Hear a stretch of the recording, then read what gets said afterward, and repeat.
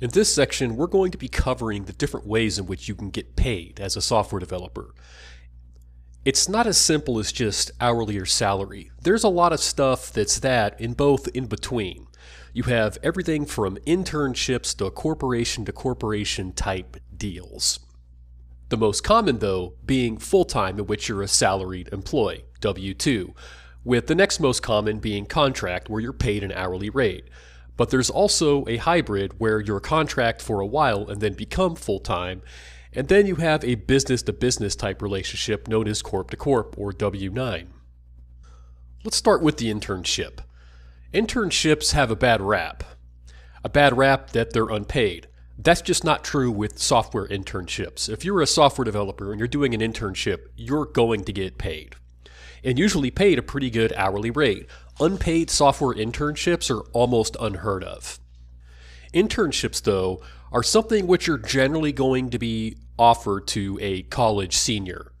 The way they typically work is that they'll either work right before graduation or in the summer directly before the year of graduation, and it's a deal where you come in, you do software development work for possibly 3 months, and if they like you, at the end of that internship, you're going to get an offer.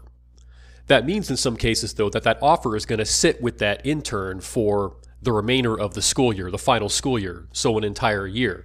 The benefit, though, is that you have a guaranteed job as soon as you're getting out of college. That means that the goal of an internship is full-time employment. Full-time employment is going to be the most standard. It's known as W-2 because that's the name of the tax form you have to fill out. The benefit of full-time are the benefits, meaning as a salaried employee, you're going to be entitled to things like 401ks, bonuses, raises, health insurance. There's a lot of stuff that comes along with this, so much so that there will be a benefits section later on to get into all these types of details. The downside of full-time employment is that you're exempt. Exempt has to do with U.S. labor law. As a highly paid, salaried, technically skilled employee, you're essentially exempt from things that mandate you're paid overtime. That can lead to some abuses. We sometimes call this the crunch in the world of software, most commonly found in the gaming industry.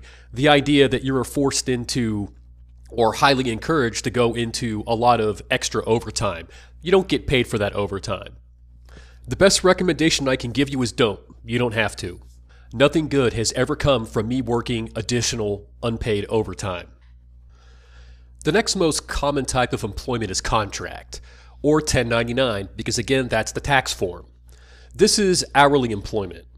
And the negative here is that it's going to have very limited benefits. In general, you may not even have health insurance being offered. The way that it works, though, is that you are paid an hourly rate. However, as a contract employee, you're not going to see the entirety of that rate. For example, the company you're working at is going to be paying $100 an hour for your time. But you're not going to see $100 an hour. You're only going to see, in this example, $80 an hour. That's because 20% of that rate is going to the contracting company. They're essentially taking on the risk of having you be employed through them, and so as a result, they're going to take $20 or 20% of that rate. The big downside of being a contract employee, though, is that you are the definition of expendable. Sometimes getting rid of a contractor is as easy as a manager pressing a button.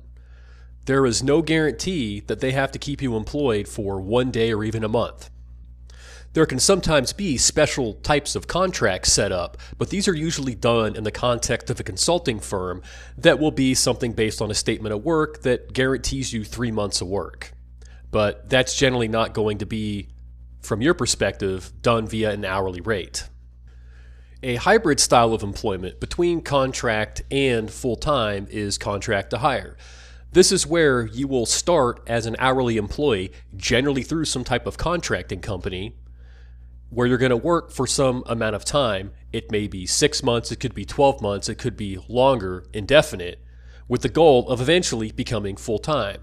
What this is completely variable. There is no standard. The average, in my experience, tends to be around 6 months. However, there is no guarantee that at the end of the 6 months they're going to hire you. And so the risk is at the end of 6 months you're out of a job. A less common type of hourly arrangement is known as corp-to-corp or corporation to corporation. This is where you fill out a W-9.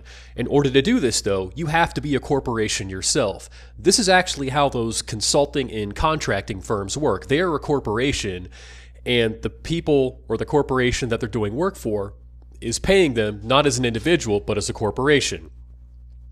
This has major tax implications in that if you're set up as a corp-to-corp, more commonly an LLC or an S-corp, you have to pay what are known as the quarterly taxes. This can amount to roughly $10 additional per hour in terms of having to pay all these additional taxes. The upside of this is that if you're getting paid $100 an hour, you're seeing all of that. But consider that you have no benefits. There is no 401k. There is no health insurance. You have to provide all of that yourself. Another important consideration is that a lot of big companies aren't willing to do this. They generally have their own vendor list that you have to get on to even be able to be represented there at a company level. So getting back to the pros and cons of this type of employment, you get all the money, but you also take all the risk. You have to pay all the taxes, and in general, because companies have this vendor list, this can be very hard to do at a lot of places. A lot of the times, the situation you'll get into is that if you want to work for Company A doesn't have you on the vendor list and won't allow you to be there, so you have to go to a company, let's say Company B, that's on that list. You then have to all of a sudden pay Company B money off of your hourly rate for the privilege of working at Company A. So you end up in a corp-to-corp relationship where you're losing money off of that hourly rate. I've seen places charge as much as $10 an hour or 10% of the rate just for the privilege of being able to work through them, even though you're the one doing all the work, brought the business, and are essentially taking on majority of the risk. Another important consideration here in terms of risk is that you generally have to have some sort of insurance. Now, this type of insurance has to do with indemnity. If you were going to break something, they need the ability to recoup some of that money back. Now, the type of insurance here you can get can be anywhere from $100,000 to in the millions of dollars. Generally, though, you're going to pay some type of yearly rate for this type of insurance to be able to do business. It's going to depend on the industry, though.